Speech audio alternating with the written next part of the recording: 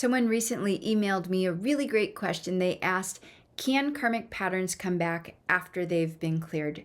And I think that this is a question that is really, really great because it touches on the heart of spiritual growth, right?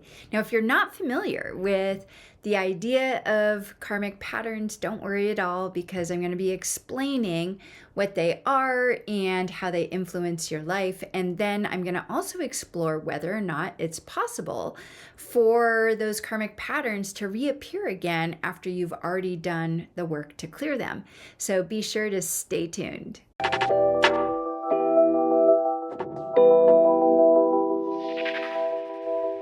Hey there, yogis and yoginis. I'm Lisa Engles Witter, and welcome to my channel where I help spiritual seekers just like you to harness the ancient wisdom of yoga to live an extraordinary life.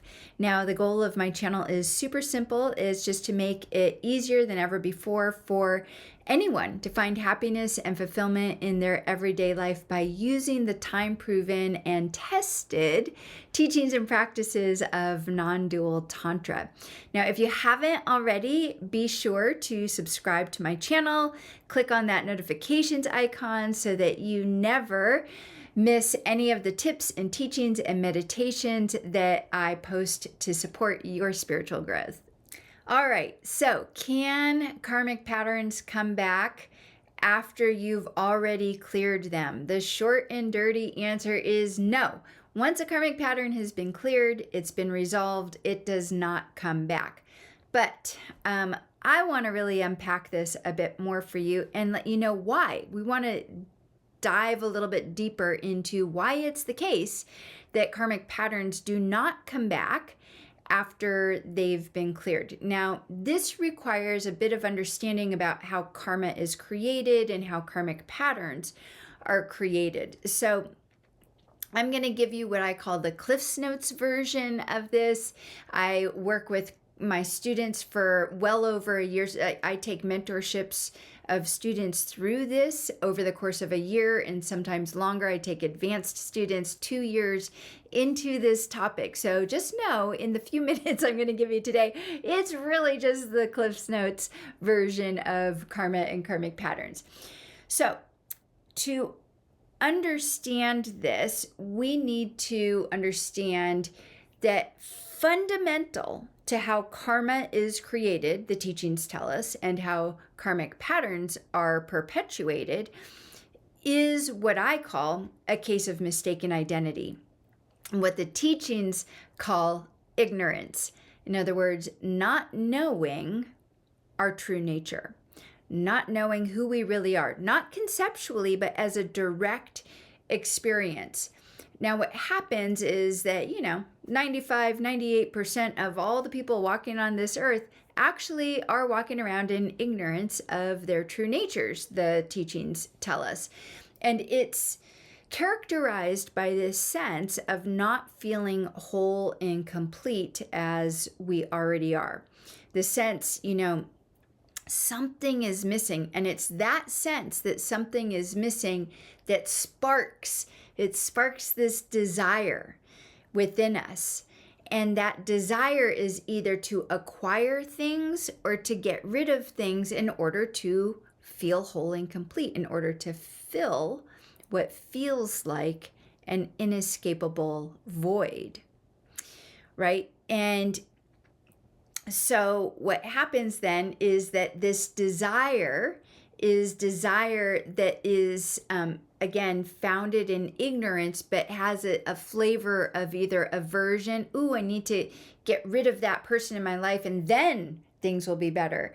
Or I need to get more money. I need to get that perfect job and then things will be perfect, right? So that desire to either acquire or get rid of things motivates our action. Now, clearly, that action is founded in ignorance, which we just talked about, right? Because it's ignorance that leads to that aversion or attachment desire, and then that motivates our actions. When our actions are motivated by attachment and desire, the teachings tell us that it leads to suffering. What do we mean by suffering? We mean the experience of disappointment, despair, hopelessness, anger, frustration, irritation, sadness, anger, jealousy, greed. All of these things are suffering because we're not happy. Anything that's not happy, happiness is suffering according to the teachings, right? Now, to clear, so that's karma. Actually, that's how karma is created. And when we experience those results of suffering, it validates our incorrect understanding of ourselves. It validates I'm not whole and complete. And then we begin that whole pattern all over again, which is how a karmic pattern is created. All right. So the key then is to know who we really are, fundamentally erase that ignorance. Now, we do that through spiritual practices, but what happens, let me just tell you what happens, is when we fundamentally know who we are through direct experience, when we know I'm whole and complete, nothing could ever be taken away from me, nothing could ever be added to me because I'm already whole and complete. What happens after that is that we experience desire. But it's a very different flavor of desire than we had before. Because remember that the desire that we had before was characterized by aversion or attachment. The desire we had before was like, I have to get something, or I have to get rid of something, and then I'll be happy. But this desire is very different. It has no trace of attachment or aversion to it. It's a desire that's experienced as a spontaneous arising within us to express and experience life through this body mind. And again, there's no attachment or aversion to it. It's just a desire to express and experience life in, through, and as this body. And then that motivates our action. But now that action is free of attachment and aversion.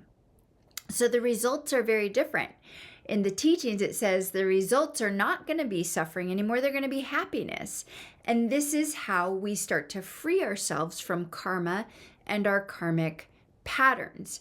Now, what we need to know is that in the beginning, as this is happening and as we're doing this, we're going to experience what I think of as sort of as like echoes of our karma and our karmic patterns. It'll be like, oh, shoot, this thing is still happening again. What's going on? I thought I worked through this. But it'll be different because even though those experiences will arise and those situations will arise, we no longer react to them the way that we did before. We were no longer triggered by them. So during this particular period of time, it's super important that we're extra diligent with our spiritual practices. And then eventually what happens is that you'll notice those karmic patterns begin to subside, they begin to fade, they begin to die away. And the one telltale sign that I always tell clients and students to look for is your relationships. So especially your significant relationships, your family. So that means mom, dad, if they're still alive, brothers and sisters, children, if you have children, also your partner or your spouse, close friendships, and work relationships. These are the relationships you want to look at because they are going to be your litmus test for your karmic patterns. So when your karmic pattern is clear, what you'll notice is that your relationships become much healthier and more harmonious. Now, this does not mean that you're not going to experience upheavals or challenges or arguments, that those things aren't going to happen. That's simply not true because we're different people and we experience life differently. So there's always going to be disagreements around perspective and how we see things. So that will still be the same. What's going to change is how you show up in that relationship. what happens is that instead of getting triggered by something that someone says that might have in the past triggered you, you're going to see things much clearer. You're not going to project a story or a narrative onto that person or the situation. You're actually going to see the situation clearly as it really is, without your biases, without your conditioning. You'll be able to take responsibility for your part in that situation.